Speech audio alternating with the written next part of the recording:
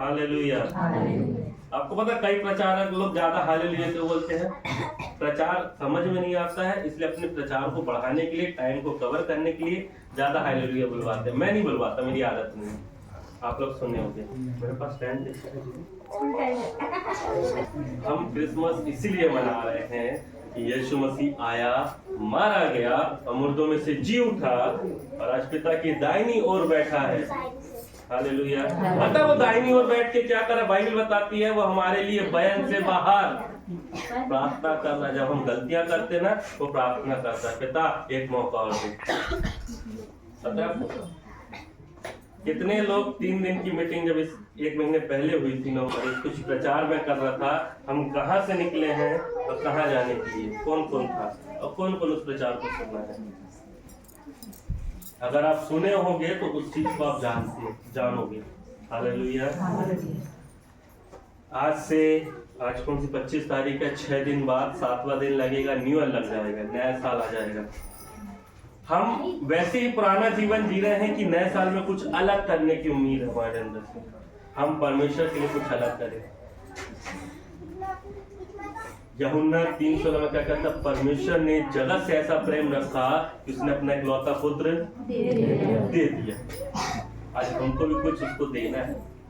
उसने तो दे दिया, वो आया चला गया, आज हमारे लिए विनती कर रहा, लेकिन पवित्र आत्मा को भेज दिया जो हमारे साथ रहता है।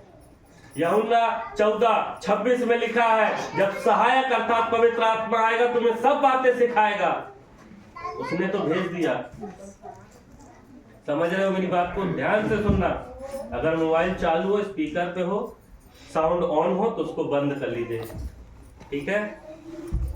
उसने अपना इकलौता पुत्र दे दिया ताकि जो कोई इस पर विश्वास करे वो नाश ना हो परंतु अनंत जीवन पाए।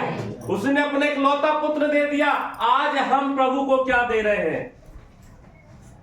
बाइबल कहती है लोग यीशु मसीह के पास आए उसको परखने के लिए और बोलते हैं कैसर का है, ये संसार का है, कैसे करना है। तो यीशु मसीह ने बोला जो कैसर का है उसे कैसर को दो और जो प्रभु का उसे प्रभु को दो। हालेलुया। आज हम चुरा रहे हैं, जो कैसर को परफेक्ट दे रहे हैं, लेकिन जो प्रभु का प्रभु को। प्रभु का क्या है पता आपको? समय, दसवांश, मीटिंग, उसकी उपस्थिति में रहना, ये प्रभु का समय। हमारी पर्सनल प्रार्थना, सामूहिक प्रार्थना, पारिवारिक प्रार्थना, ये प्रभु का समय। हम उनमें से चुरा रहे हैं। हम बोलते नहीं हम दसवांश तो पूरा दे रहे हैं, लेकिन चोरी कहीं तो कर रहे हैं। हालेलुया। एक आयत कहती है ना, वो 10वीं आयत में 10वां क्या बोलते हैं, 10 आज्ञा में एक आज्ञा है ना, तो चोरी ना करना। हम बोलते चोरी केवल घर से सामान चुराना या किसी के साथ गलत करना, यही चोरी ये नहीं है। ये तो है, लेकिन कुछ और भी है जो आत्मिक रूप से हम देखें। तो क्या है पता? मैं बताऊं क्या बताओगे? अभी मैं बता चुका हूँ। परमेश्वर को समय न देना, दसवांश न देना, समय की चोरी करना, पर्सनल प्रार्थना। हम परमेश्वर के साथ हम सोचते बैठेंगे लेकिन बैठते नहीं है।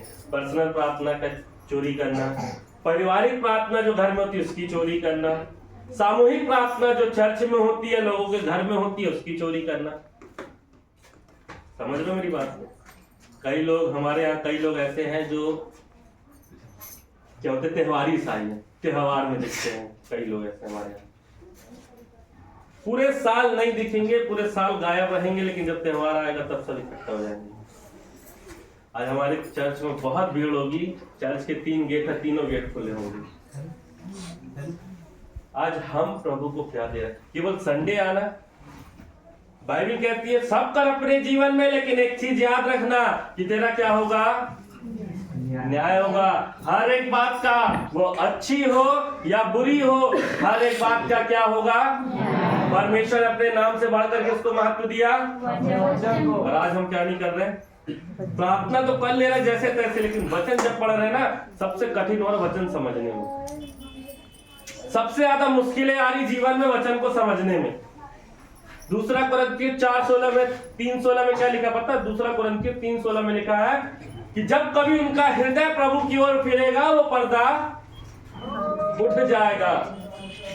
लूका उसके लास्ट अध्याय में लिखा है कि प्रभु यीशु मसीह ने अपने चेलों की समझ को खोला, और जब चेलों से बात करता था दृष्टांत के उससे, तो वो बोलता था कि तुमको स्वर्ग राज के भेद की समझ दी गई है। आज हमको समझ दी गई है, उसके बाद भी आज हम वचन का भेद नहीं समझ पा रहे हैं। हमारा हृदय प्रभु की ओर नहीं फिरा, तो वचन का भेद क्या हमारे जीवन में आएगा। दूसरा कुरिन्थियों 4:4 में लिखा है, संसार के ईश्वर ने उनकी आंखों को ऐसा अंधा कर दिया है कि परमेश्वर का तेजो में सुसमाचार उनके जीवन में नहीं चमक पा रहा है। आज अगर परमेश्वर का वचन, परमेश्वर का तेजो में सुसमाचार हमारे जीवन में चमक नहीं पा रहा है, इसका मतलब हमारे सामने एक पर्दा है। उस पर्दे को हटाना है, कुछ करके दिखाना है प्रभु के लिए। ये साल हम साल भर जैसे रहे, हमको उससे कोई मतलब नहीं। बाइबल कहती पुरानी बातें बीत गई, सब कुछ नया हो गया। आज से हमारा जीवन नया हो जाए। ये क्रिसमस ना रह जाए, एक त्योहार मनाने वाले हम क्रिश्चियन ईसाई ना बन जाए, लेकिन हमारा जीवन भी बदल जाए। हालेलुया। सब कुछ बीत गया, जो पुरानी बातें हो गई उन्हें छोड़ दो पीछे।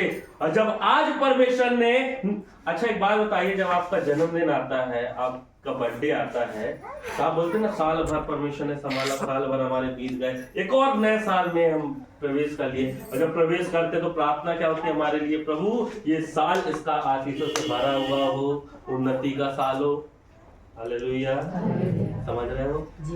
साल आशीषों से भरा हुआ हो। जब ये नया साल आ रहा है, हम अपने जीवन में आज निर्णय ले ले कि परमेश्वर आज मेरे जीवन में जो उन्नति के लिए तूने रखा है, जो बातें मेरे जीवन में रखी है, मैं उस चीज के लिए क्या करता हूं, निर्णय लेता हूं। अधिकार के साथ हम इस नए साल में प्रवेश करें। हालेलुया। चलो अपन विषय में चलते हैं। मेरा विषय है अधिकार के ऊपर, है ना।